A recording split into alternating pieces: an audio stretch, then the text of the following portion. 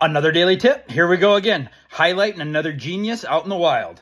Brilliant. Back at the renovation property, we have a shower that continuously drips. So let's take care of it. So the video we posted a couple days ago is exactly why we make sure that we always shut the water off. So this here is what a shower fixture looks like behind the wall. And the part that I'm looking to replace is called a cartridge. Basically, it just diverts the water, hot and cold, and mixes them together. Again, we always make sure the water's off, but now that that pin's pulled, I can try to get this cartridge out.